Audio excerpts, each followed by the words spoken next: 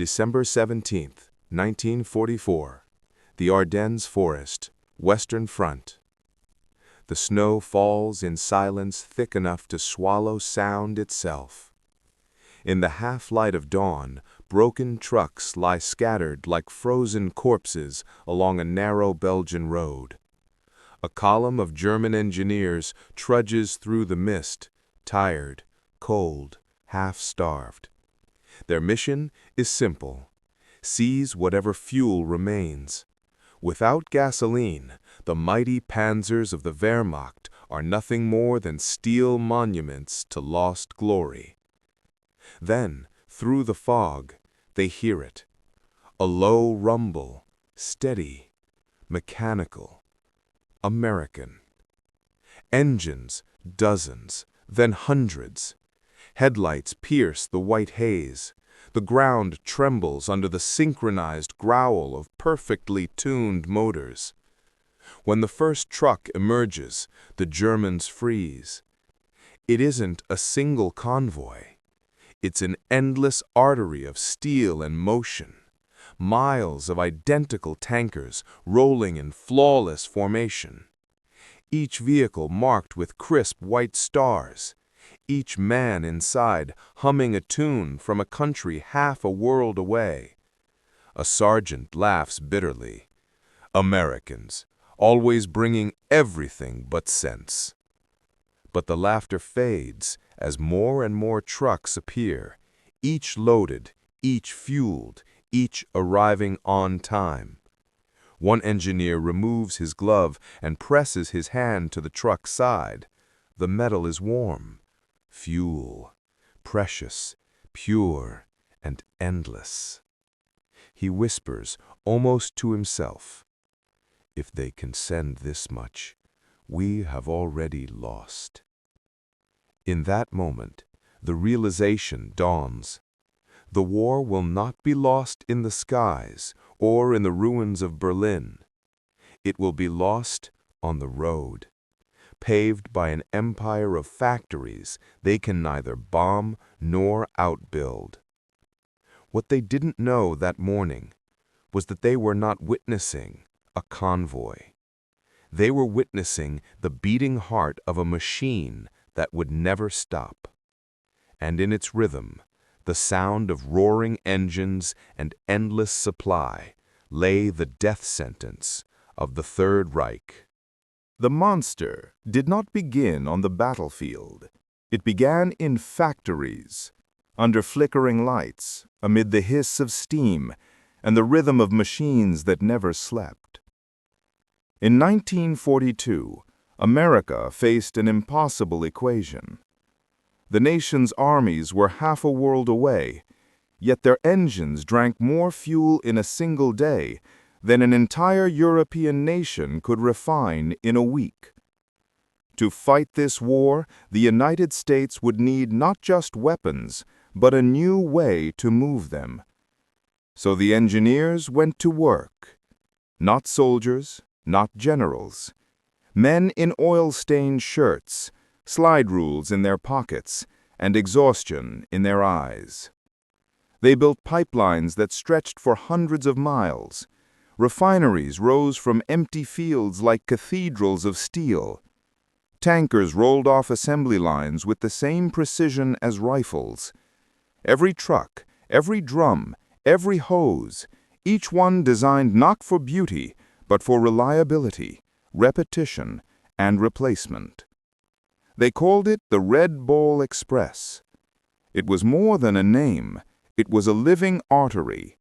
A lifeline that connected the heart of American industry to the front lines of a dying continent. In Detroit, engineers experimented with fuel additives to make gasoline flow even in freezing temperatures. In Pittsburgh, metallurgists developed lighter tank shells to save transport weight. And in Louisiana, new refineries worked day and night, refining thousands of barrels of oil into the lifeblood of modern war. There were failures, catastrophic ones. Pipelines burst under pressure. Convoys stalled in the mud. Engines overheated in the desert sun. Critics called it madness, an empire of waste, an experiment that could only collapse under its own excess. But the Americans persisted. Because in their philosophy, failure was not the end, it was data.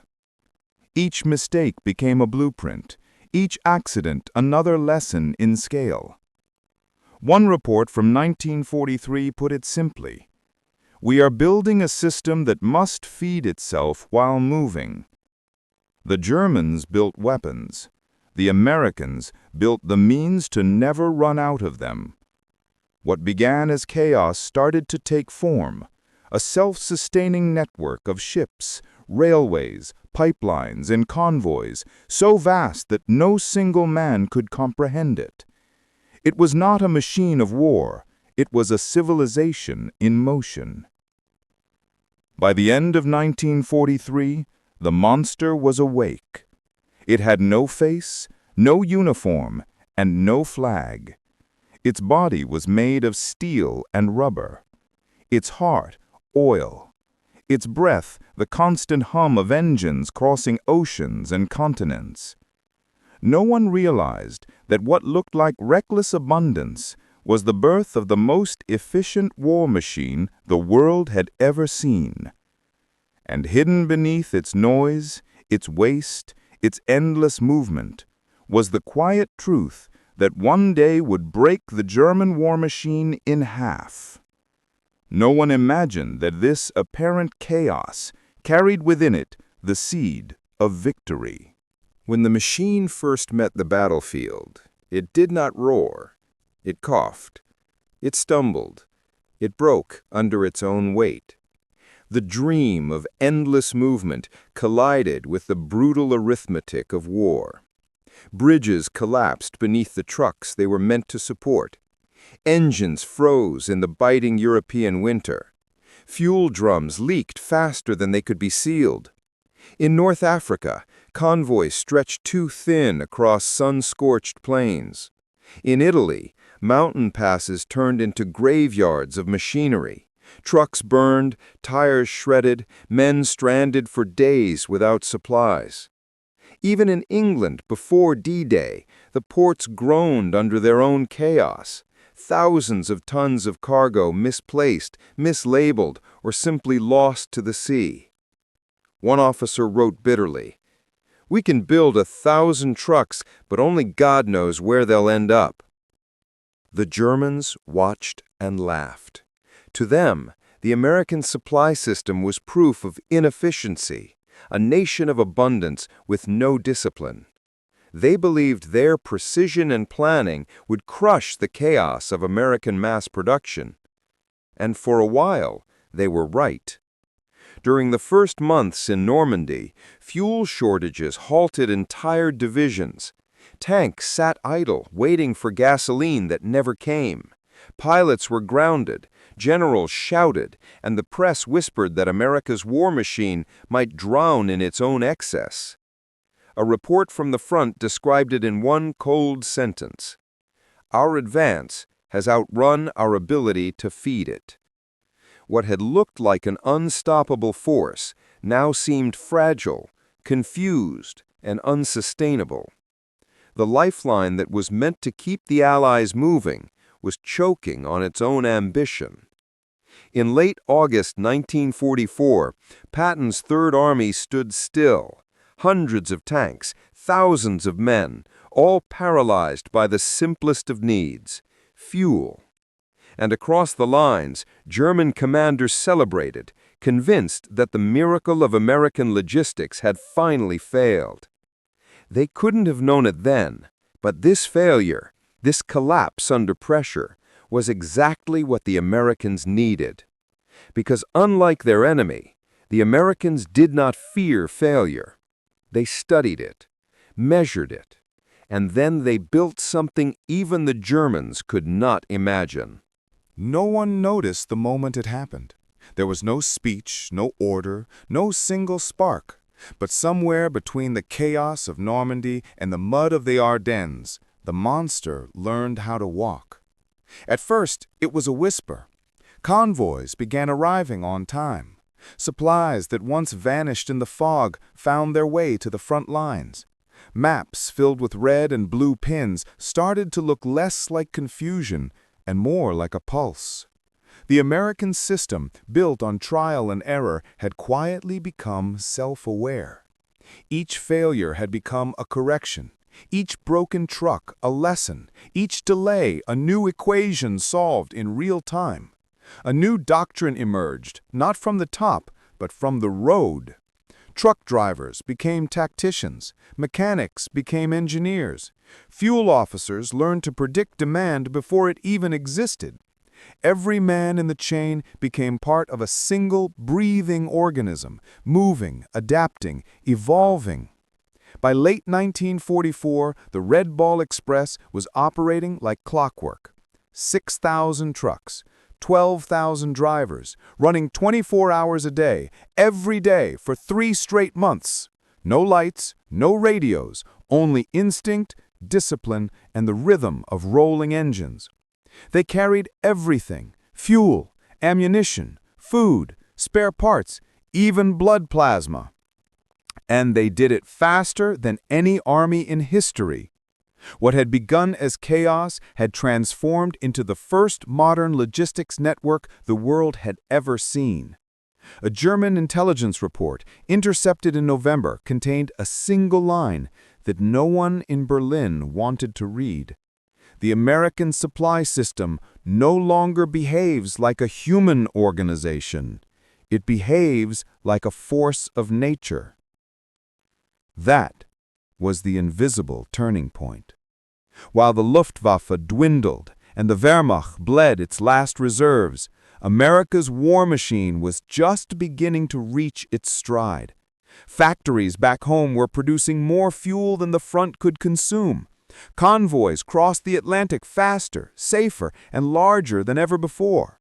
Pipelines were laid across France as if the land itself were being rewired for victory. There was no grand declaration, no fireworks, no triumphal march. Just the steady, unstoppable hum of engines, an empire of motion spreading like electricity through the veins of Europe. By the time the Germans realized what was happening, it was already too late.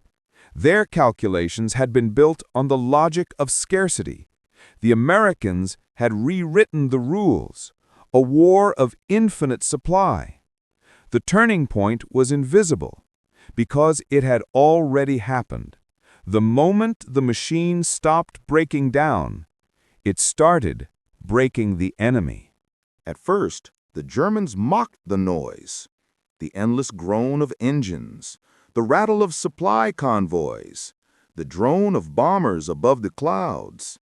They called it the music of excess. But soon, that music became thunder. A thunder that never stopped. A thunder that rolled from Normandy to the Rhine, shaking the very ground beneath their boots. What began as American improvisation had evolved into mechanical domination. The Red Ball Express fed Patton's tanks without pause, 85,000 barrels of fuel every single day. Ammunition flowed faster than it could be fired. Airfields rose from farmland in a week. Bridges built overnight carried divisions by dawn. Everywhere the Germans turned, the Americans were already there, fueled, supplied, and ready to fight again. The front line no longer had a limit. It had momentum. One Wehrmacht colonel wrote in his final report, "They fight like factories. Each soldier replaced, each tank reborn, each bullet answered by 10 more."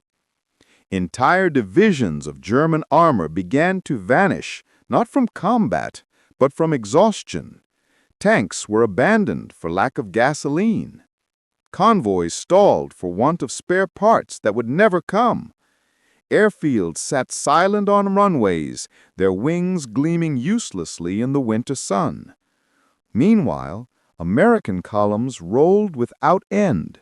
Shermans, trucks, half-tracks, and endless trains of fuel. The sound of engines became a nightmare that followed the German army wherever it fled. They tried to bomb the convoys. They failed. They tried to disrupt the pipelines. They were rebuilt overnight. They tried to destroy the factories. The factories simply built new ones. German generals began to realize the unthinkable. They were not fighting an army anymore. They were fighting an economy. A continent-sized engine, powered by innovation, driven by logistics, and sustained by an idea they could never replicate: abundance. Reports from the Eastern Front spoke of divisions starved of fuel, their tanks cannibalized for parts. In contrast, the Americans replaced engines in hours, refilled tanks in minutes, and crossed entire rivers before the Germans even knew they were coming.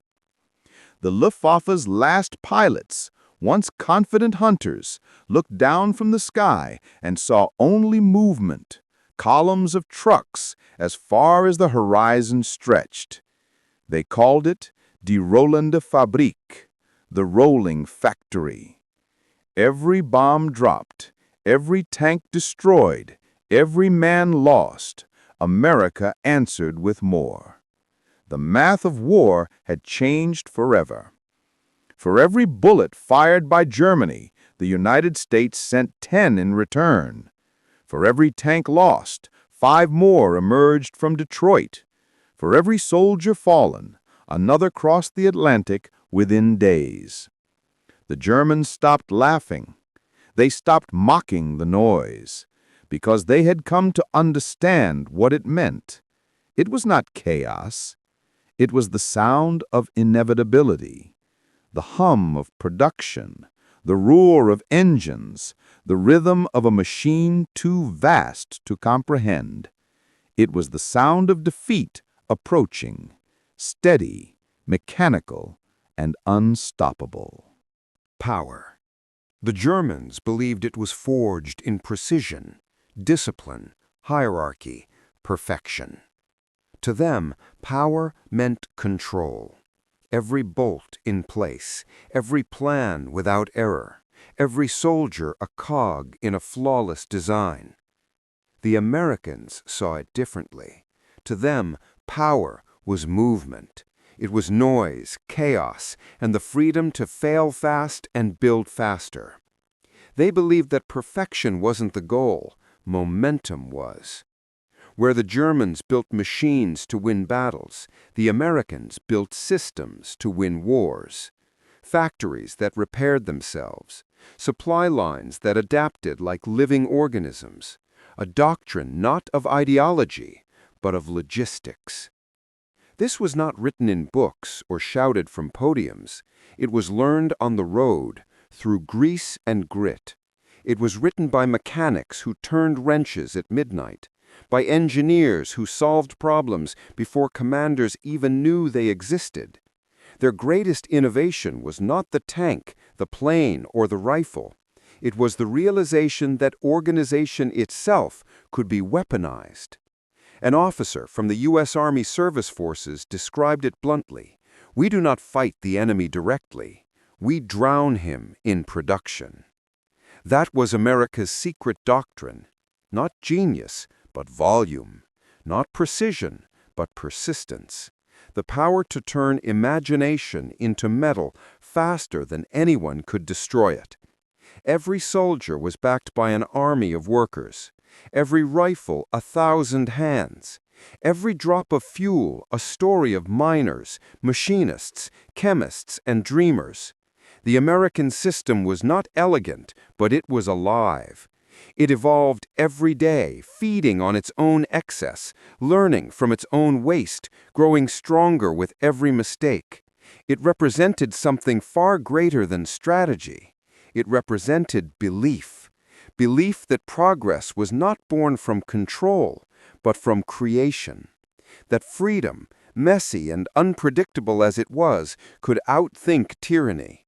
That ideas, when given space to fail, could eventually move mountains of steel. German command could not comprehend it. Their engineers were brilliant, but bound by obedience. Their industry powerful, but strangled by ideology. They built wonders of design, but monuments to inflexibility. America built motion, and in motion they found invincibility. By 1945, it was no longer a contest of armies. It was a contest of civilizations, one chained by precision, the other liberated by innovation. One afraid to fail, the other too busy learning from failure to ever stop. That was the doctrine of power, and it rewrote the future of war, industry, and humanity itself. They laughed when they saw it. A convoy of trucks, mud-splattered, crude, loud, engines coughing black smoke, soldiers half asleep, and fuel drums rattling in the cold morning air. To the German engineers who watched from the hills, it looked like chaos on wheels. They called it primitive, wasteful, unrefined. But as they approached the captured convoy, the laughter began to fade. The trucks were organized in perfect rhythm, each one labeled, numbered, and tracked to the minute. Every driver carried instructions, coded routes, emergency reserves. Even the spilled gasoline along the road had a purpose. It marked the path for those who followed. They pried open the fuel drums and saw labels they didn't recognize. Refined blends resistant to cold, engineered to keep engines running through winter nights. They examined the engines, the tires, the radios, the tools, and realized none of it was special. No single part was superior. The power was not in the machine, it was in the system. And in that moment, the German engineers understood. They had built a war of brilliance. The Americans had built a war of endurance. The laughter died quietly on their lips because they saw what was coming, and they knew there was no stopping it. All across Europe, the same scene repeated itself. Captured soldiers standing by silent tanks, watching columns of American fuel trucks roar past. Each engine a heartbeat, each mile another nail in the coffin of a dying empire. For Germany, it was the end of a war. For America, it was the birth of a new age, an age where power no longer came from strength alone, but from motion, production, and possibility. They had underestimated not the weapons, but the will, not the machines, but the minds that built them. And so, the final irony, those who laughed at America's noise were buried beneath its rhythm.